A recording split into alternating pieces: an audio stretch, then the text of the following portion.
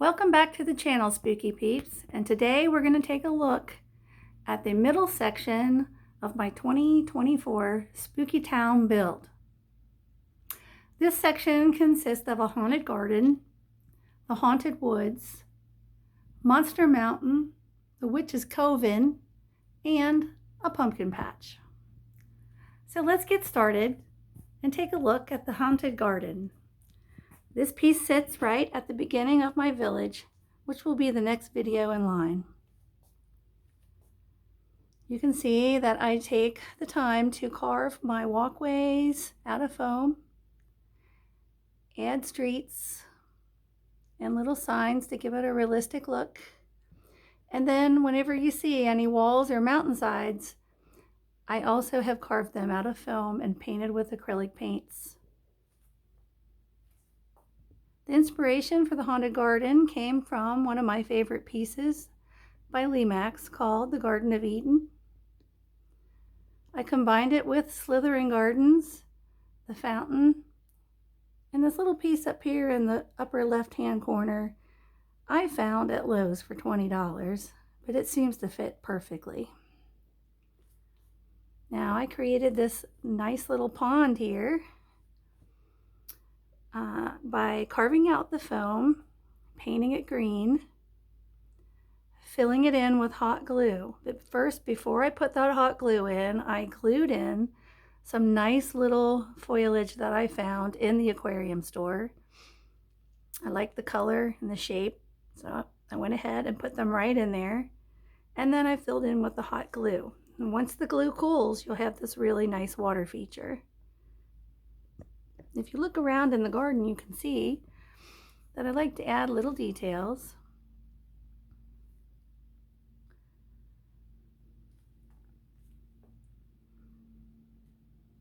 There's even a little gardener down there.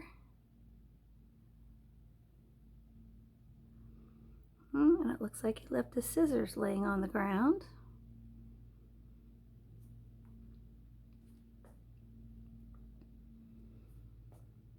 Okay, as we pan left, we're going to take a look at Love Never Dies. A little alleyway here where we have a wedding scene taking place with some zombies.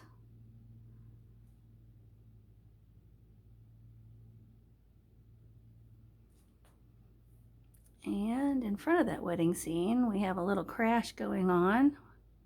The zombies have escaped from their cars and are crawling up into the grass. But never fear, we have Shaggy and Scooby right at the scene taking care of the problem.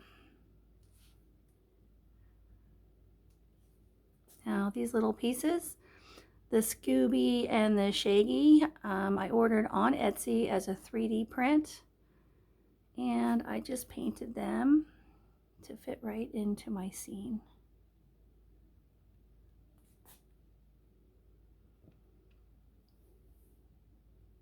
Sitting next to the zombie wedding is the haunted wood scene. This is a build that I did last year, but I loved the little ghoul coming out of the bridge so well that I decided to actually build it right into the face of the mountain and add a little spooky scene on the wall there that I just found as a piece of graphic that I did a little Mod Podge right there and added it right into the scene. The waterway again is done with hot glue gun, pinches of moss, some lava rocks that I found out in my garden. And if you take a close look at the scene, I picked up some little rocks and I tried to add them into the water so that it could carry out over from the actual ghoul coming from the bridge. That's always a nice little trick to try to bring your scene into the rest of your build by continuing what you see on the actual piece that you've purchased.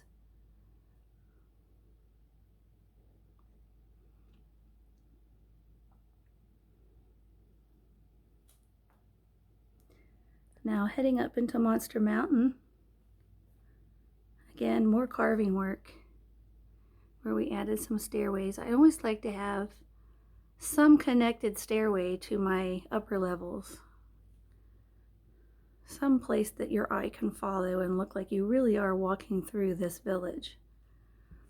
And this here is the piece that inspired Monster Mountain.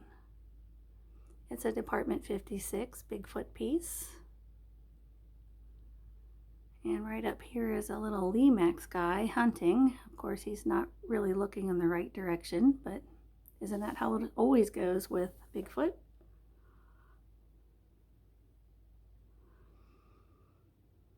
This piece is called Bigfoot Brew House. It's a new piece out this year by Lemax.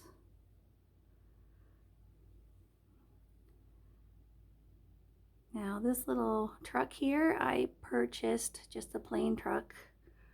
Painted it, scruffed him up, put a little rust on him, built a camper out of foam and balsa wood.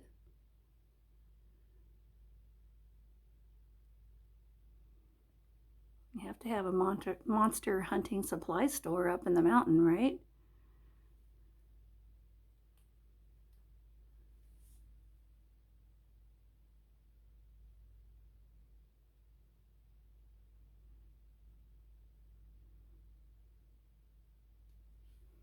Nice little cabin right up here in the front of the mountain called Shivering Pines.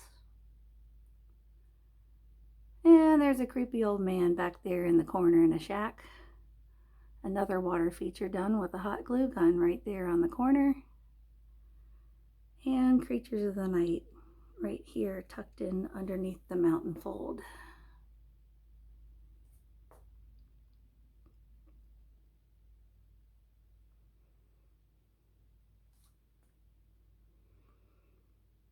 Now coming back around, we'll take a quick look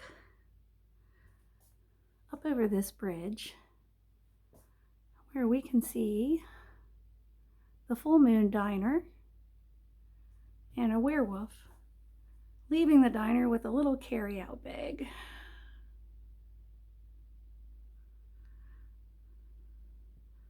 Tucked underneath the bridge is an FG square piece called Home Sweet Home. I kind of placed him on a block of foam that I carved out to make look like a tree house.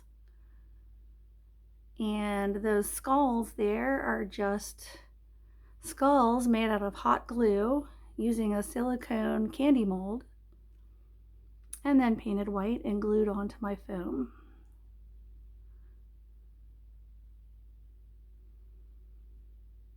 And now we are looking at the Witch's Coven. This piece here, the Cyclops House, is a brand new piece from FG Square, and I predict it's going to be the best seller for them this year.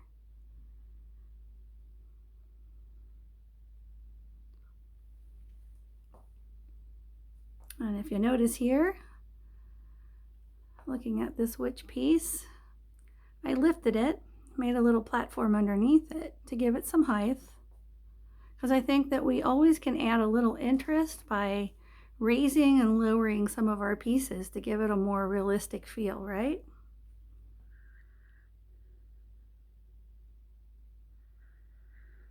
Okay, I topped the part of that ledge with a moss mat cut to fit, and then tucked in little pieces of brown foam to fill in my gaps and give this kind of a spooky witch's coven. All right, we're gonna come back down the steps here to the Candy Witch House. Another new piece released this year by Lemax. I was very excited about this piece. Brings back memories of those childhood fairy tales with the witch stuck in the woods and luring kids in with candy. And so I couldn't resist adding some fun little candy pieces in there. If you can see them along the walkway. And oh my goodness, what happened to our witch? Looks like she had an accident and landed in the trees with her little sugar shoes sticking straight out.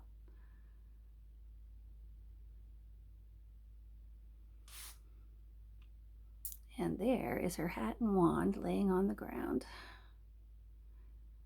Detail is really important to bringing your village to life.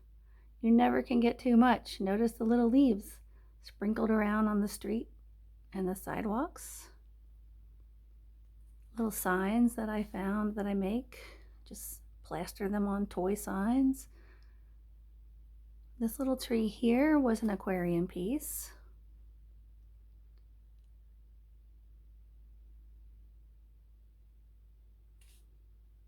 And that tree there came from Temu. And that building there, it's an aquarium piece. I put a light in it. It lights up nice. So that's something you can think about when you're putting your village together. Is doesn't all have to be one brand. Whatever works to fill in your spaces and create your vision, right? And here we're looking at the pumpkin patch. Now I don't have many pieces for a pumpkin patch either, so it's a very small one. One of my favorites is the bad apple and the witch giving out the poison samples. I just made those extra apples by snipping off berries on a floral piece and painting them red and green. Most of the pumpkins you see here are made by bread dough recipe. Just the typical flour, water, salt, mix it together and bake in the oven, and then I just painted them and shellacked them.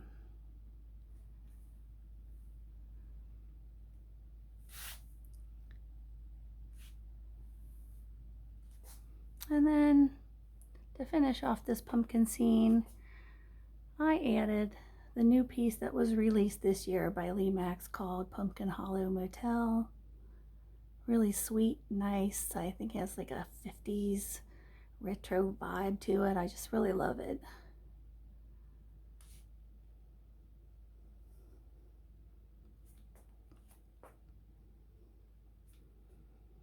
And that pretty much covers that back section of this spooky build. Thank you for joining me and taking a closer look. And in a few days, I'll post a short video of the town and the town outskirts. And then I'll have one more little video after that, including the cemetery. But I thank you for joining me. I hope you enjoyed this close-up view of Monster Mountain and Witch's Coven, the Haunted Garden, and the Witchy Woods and Pumpkin Patch. Thanks for joining me.